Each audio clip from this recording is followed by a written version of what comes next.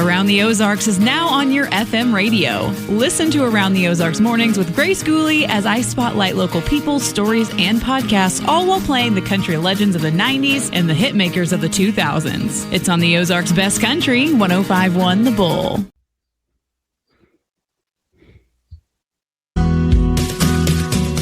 It's time for Around the Ozarks News, brought to you by the Springfield Greene County Park Board, Thompson Sales, Advanced Car Care Center, Smouse Brothers Foundation Repair, United Plumbing, and Anchor Point Roofing and Siding. Here are your hosts, Ethan and Sarah Forheads. Good morning to you on this Monday. It was a busy weekend, and boy, there's a busy week ahead as we get started on your work week. We have a lot of news to tell you about this morning, so we're going to get started. Okay, Forsyth police have identified a woman accused of crashing into the Forsyth Fire Department and leaving the scene. Christina Leonard of Kirbyville faces a felony charge after authorities say that her Pontiac Grand Prix slammed into the fire station on July 29th. We told you about that when it happened. The building and car suffered more than $20,000 in estimated damage, and police said that Leonard did not report the crash, didn't tell them what had happened. Investigators say she later admitted to the collision and had the damaged car covered with a tarp. A court summons has been issued for her for October 21st. Springfield-based Convoy of Hope is responding to catastrophic flooding in Indiana that claimed the lives of at least 7 people. Days of heavy rain there caused the White River and some other waterways to surge, forcing evacuations and boat rescues in several communities. Convoy of Hope is sending food, water, cleaning supplies, and other essential items to help those in need. Tens of thousands of people are without power, and it is wet, but they are still dealing with extreme heat. Yeah, it's a rough situation there for sure. Heads up on the roads this morning in Springfield. MoDOT has closed the Interstate 44 off-ramp leading to Glenstone. Crews are replacing that aging ramp with a new structure as part of a project there. Of course, they're widening the interstate to 3 lanes each direction through Springfield. So the closure could remain in place for as many as 24 days, but MoDOT thinks that they're going to be able to reopen it more quickly if the work gets finished ahead of schedule, which is what they're hoping for. So stay tuned there, but you can't get off on the ramp that gets to Glenstone off of 44. Okay. Bolivar is part of a national debate about flock cameras. They're having their own debate locally. So now Bolivar, the city, is covering up flock license plate reader cameras after the city voted unanimously to end the company's contract there in Bolivar. The cameras are actually being covered by bags and stuff, while the city and flock work through the termination process after the company didn't respond within a 48-hour deadline. The city says the move is intended to stop the cameras from continuing to collect vehicle data in the interim here while they wait to get the cameras down. Critics, of course, and this is going on across the country, have raised privacy concerns about how that information is tracked and then stored. For its part, Flock says it plans to strengthen data safeguards, including reducing storage times of how long they hold on to data and flagging unusual searches by, I guess, people within the company. So that's going on. And that's really a national debate. Flock cameras are being taken down and under attack in many ways in lots of places across the country. Yeah. Big news at Silver Dollar City. Did you see this? It is preparing to send a new roller coaster through the Ozarks as the 2027 season begins. Ethan pulled some pictures for you. Here they are. Miners Mountain Express is going to be replacing Thunderation, which will close on January 2nd after 33 years in operation. The new coaster will stretch more than 3,500 feet with a ride time of more than 3 minutes and 15 seconds. And it's apparently to make you feel weightless. So that's kind of cool. The mine train themed attraction, as you saw there, will feature 2 major hills, a flooded mine shaft, and a tunnel with bats.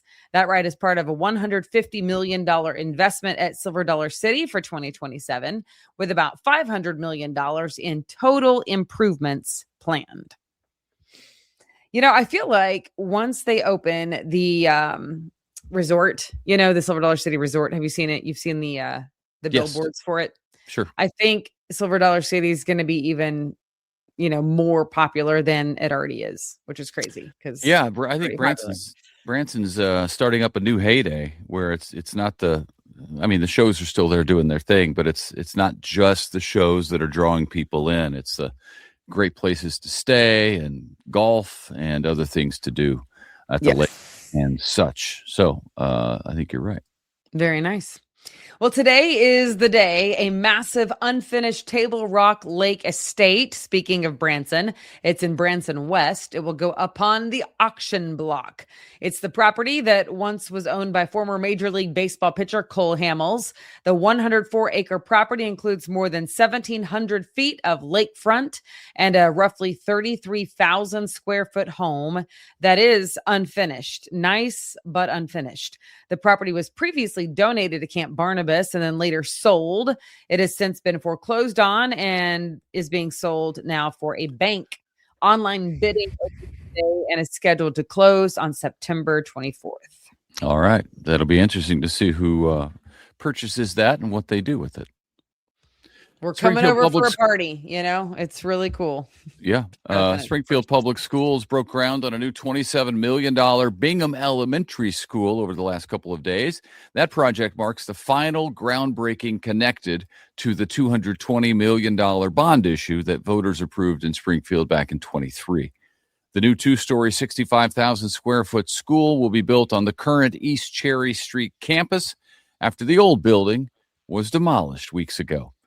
Bingham students and staff will temporarily move to the former Jarrett building on Jefferson Avenue while construction is underway. Okay. And then from the City Council, the Springfield Planning and Zoning Commission has recommended rezoning property on West Locust Street to make way for an 8-unit apartment building. The half-acre site would be rezoned from single-family residential to mixed density category under the city's new development standards. That 2-story project would have units ranging from about 500 to 700 square feet. The Springfield City Council is expected to be considering that rezoning that has been approved on September 8th. We'll see what the council says after the Planning and Zoning Commission gave it a thumbs up. Okay. A second Springfield housing project could provide up to 40 apartment units, including housing specifically intended for veterans. Some veterans. The Arnold Place development on South Kansas Expressway would include units for veterans with disabilities or who have a history of homelessness. The Planning and Zoning Commission has recommended the required rezoning with support from local businesses, government, and community organizations. The City Council is scheduled to take up the first of 2 readings on September 8th. Okay. That will be a much needed project. That's cool. Busy council, too. Both those issues will come up on the 8th. Mm-hmm. The city of Springfield is asking residents to weigh in on how the city should handle future data center development. This is another national conversation that's taking place. 2 public meetings are planned during the city's 120-day moratorium on new data center applications. The first session is August 27th, so coming up here soon, at the Doubletree on North Glenstone. It will be followed by a second listening session on September 1st at the Library Center on South Campbell.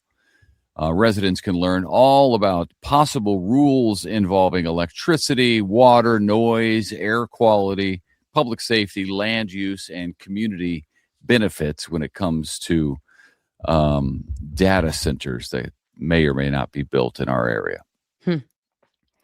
And then there's this. Thompson Express Service will officially open this morning at the new Thompson Express Service facility right outside the dealer there on East Independence. Of course, that's Thompson Cadillac, GMC, Buick. They're all right there. The new operation is designed to make routine vehicle service faster and more convenient for customers because they're going to allow drivers to just pull right up and park directly in front of the express service building in a designated space, and then stay in the vehicle. And then a member of the Thompson team will come out to you, get your car, and will start the service. They do oil changes and all kinds of stuff right there at a big new building that looks really nice and is much bigger than the old one. We were there yesterday. We were kind of glancing at cars in the parking lot of Thompson because now we got to get another car after Sarah's was wrecked by a semi. So we were over there just kind of going through the lot a little bit, and we saw the new building, and I thought, well, I wonder when that's going to open. And then I saw on social media that it is today. Today's the day. Yeah. It's exciting. It is. Once I find another car, then I might be going there. So it's crazy. It is crazy. When it rains, it pours. I don't even want to get into what happened over the weekend, what we had to do. We had to drive, just real quick. We had to drive because the wreck, I was hit in Sarah's car on Interstate 70. The car is in Indianapolis. In Indianapolis, yes. Car is not operational. Had to leave it there in a lot. Had to have it towed. We had to get a rental car, drive it the rest of the way home, our daughter and me. And then we had to, I found out that it was going to be an extra $1,000 to take that rental car back to Springfield's airport. So we ended up driving it back to Indianapolis because I don't know who's on the hook for this $1,000 at this point because insurance is not working well.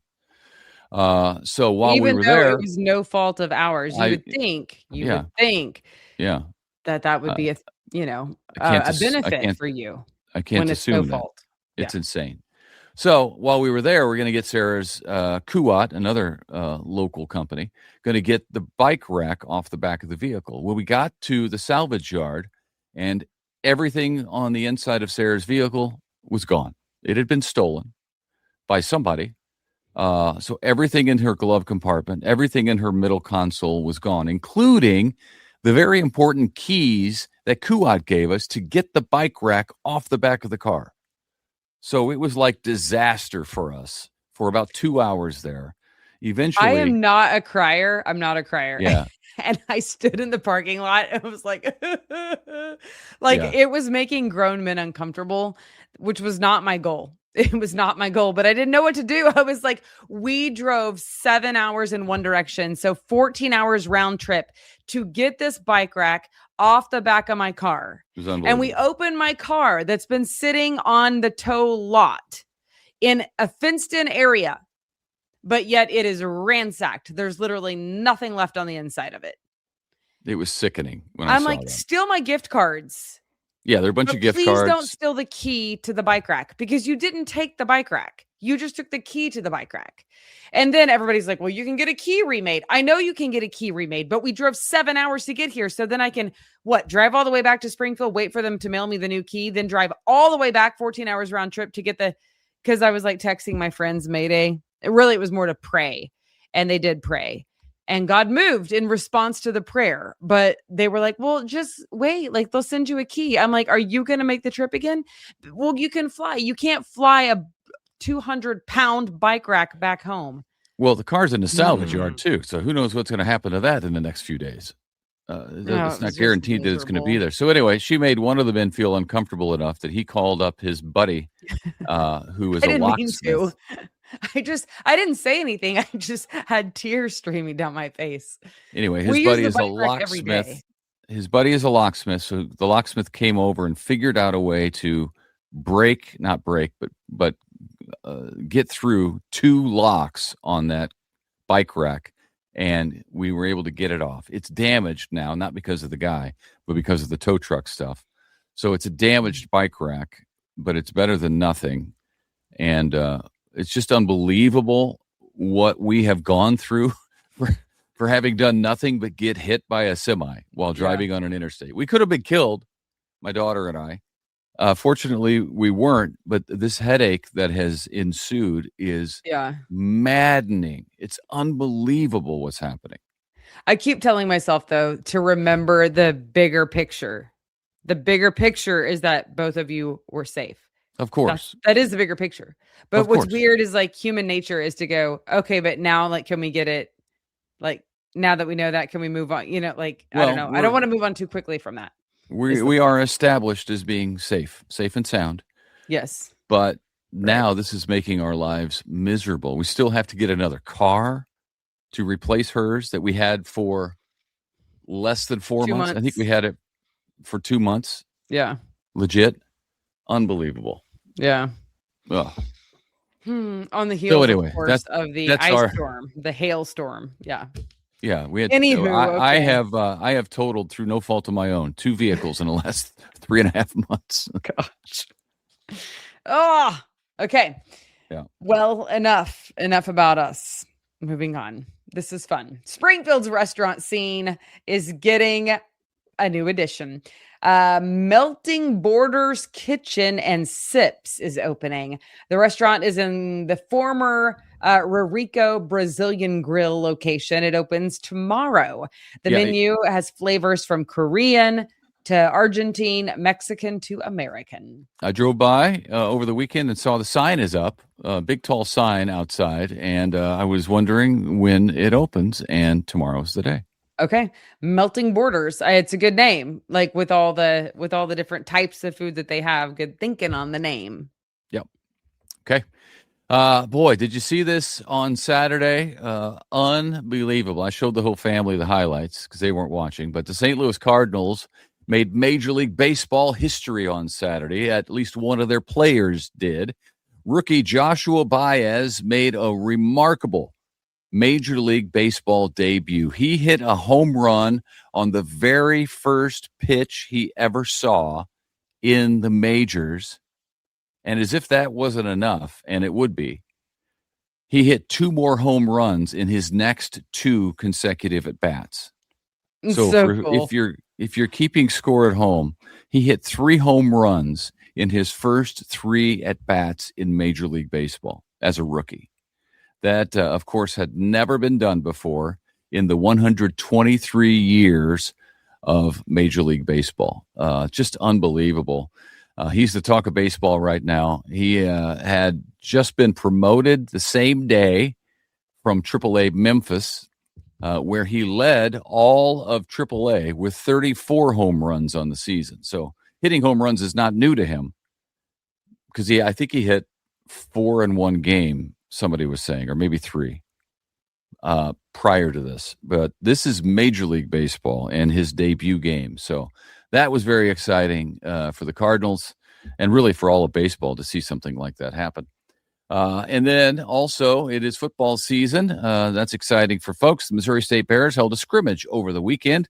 The quarterback position is still up for grabs. And meanwhile, fans are getting their first look around at what to expect around Plaster Stadium this fall. Bear Fest Village tailgate spaces are now available. There are free student reservations in Lot 24 while supplies last. So tell the students they're back in town now. And I think school starts today, right? No, not today. Not today? College? Oh. Maybe next week, but Maybe they're today. back in town. Yeah, because they moved in. It was move-in weekend, yeah. Yeah. It flies by. It does. And then there's also construction around McDonald Arena is going to close Kings Street and areas north of the arena during the whole season this year. So heads up, and we're going to root on the Bears. They have 6 home games this season with single game and season tickets on sale now. Of course, it is their second season in Conference USA and the FBS. Go Bears. Yes, go Bears, go. The Kansas City Chiefs opened their preseason with a 2012 loss to the LA Rams. Several young players turned in some pretty promising performances, though. That's the highlight. The Chiefs' defense helped the Rams to just 6 first-half points. The Chiefs now return to St. Joseph for their final week of training camp before facing Tampa Bay on Saturday. Yeah, it was an ugly game, lots of penalties, but that's kind of par for the course for preseason. Yes. All right. The Missouri State Fair is underway right now in Sedalia with this year's event featuring a brand new $30 million air-conditioned livestock arena. What is a livestock arena if it's air-conditioned? Come on. Fairgoers have also faced extreme heat conditions as they took in the livestock events, the food, all the festivities. It has been a hot one indeed. The fair is right now happening through Sunday. So go have fun. I think we get a break from the heat, at least the extreme heat, for part of this week, starting today. So make sure you check in with Abby Dyer and Wake Up Weather. That's coming up right after this. And what do we Yes. have? A contest? We have a contest coming back? We do. It is time. It is that time of year for the Ozarks Kingdom Country Contest. It starts today. This is the annual contest that we've been doing to give away tickets to go watch the Chiefs play. And this year it starts today, all thanks to our sponsor for it, True Blue Roofing. So we are happy that they are taking part. What you have to do is go to the website aroundtheozarks.com and post a picture of yourself or your family or your pet or somebody in Chiefs gear. Here's the thing. The picture has to be taken around the Ozarks, hence the name of our podcast. You can't take it at Chiefs Stadium. I mean, you can take one there, but it's not going to get you entered into the contest, because to win, you got to have a picture taken around the Ozarks. So that's the whole thing. We have the breakdown of all of the different tickets that you're going to be winning. 2 tickets to the home game. So starting this week, it will be to the Broncos versus Chiefs game, which will be happening at Arrowhead on the 14th of August. So September, 14th of September. Yes. We've already passed the 14th of August, just in case. It's exciting. Football season is back. It's been a rough time for sports. I think for me, since the World Cup ended on Saturdays, I'm like, what is there to watch? And I ended up watching Cardinals baseball on Saturday, which worked out well. Yeah. And then Ethan, like you said, we weren't watching Baez get his 3 home runs off his first 3 major league pitches. And so he came in and Ethan was standing like this right in front of the TV. I mean, like right up against it like this. And he was watching it like over and over again. And then I like tried to talk and he was like, gosh, hush, listen, look, do you see what's happening right here? Look at this. He was like yelling at the TV like he used to do, like good old times, you know? That was when his 4th at bat was coming up and he lined out to left field. Yeah. Like a loser. No, I'm kidding. He did. He lined out and got a standing ovation from Wrigley Field because what he did was truly unprecedented and amazing. Yeah, so cool. Good for him. Hey, we want to thank our sponsors as we go. It's been a long podcast. We're up to 22 minutes. We'll get out before 23, I hope. Let's go. We want to thank the Springfield Greene County Park Board, Thompson Sales, Advanced Car Care Center, Smouse Brothers, Foundation Repair, United Plumbing, and Anchor Point Roofing. Thanks to our sponsors. Y'all are awesome. Thanks for tuning in. See you tomorrow.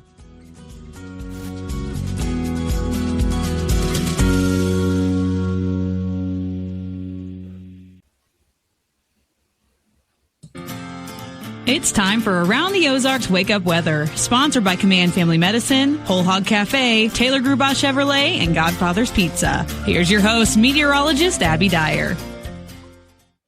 Good morning, everyone. Happy Monday. It is August 17th, and we are waking up in the Ozarks with a bit of a cool down. That's the welcome news. We've got temperatures in the upper 60s and low 70s across the region. Highs today, still going to be hot, still near 90 degrees, but overall, this is a better forecast for some of you. In fact, there could be some folks in our northern counties that stay in the upper 80s for afternoon highs. So enjoy it if you have the cooler weather. It's not out there for everybody. As you know, some folks got some rain and some storms late last night as a cold front swept through parts of the Ozarks.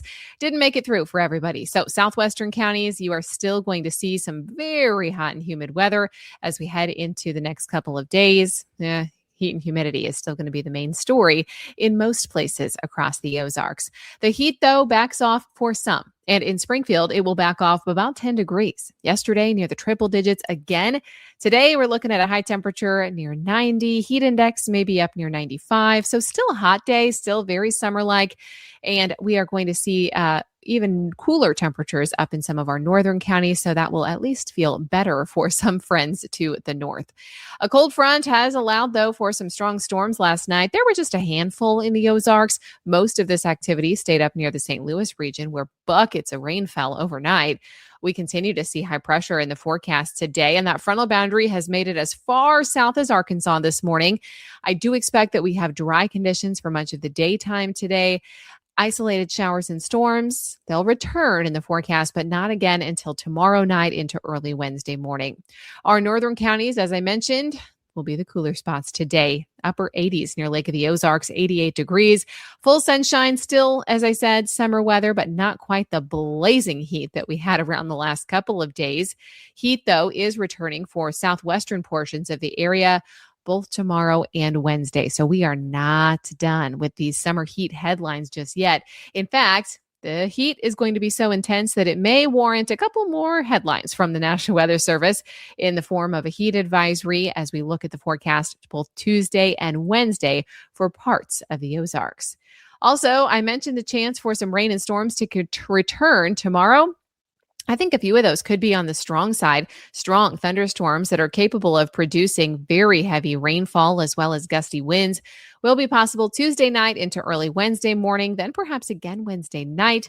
TBD on that Wednesday night version. There's going to be some unsettled weather in the Ozarks for a couple of days. Today, we're looking at a high temp of 90 in Springfield. If you're south of Springfield, you're likely still blazing hot, 95 degrees for our southern counties. 80s though for the north. We then see temperatures in the 90s near 100 on Tuesday. It gets real hot around here again on Wednesday. Southern counties once again will be pushing the triple digits. By Thursday, we have a chance for some daytime rain and storms. That will allow for temperatures to cool off a bit with highs expected to make it to the 80s for most folks on Thursday. Around the country, here's what's making headlines. We've got dangerous heat persistent in the south and southeast. That's going to be happening while the southwest builds back into the heat as well. Also, you may have heard about Lala impacting Hawaii, rain, storms, and flooding ongoing for the Hawaiian Islands, thanks to some tropical weather that has spun up out there, hoping that impacts stay very minimal.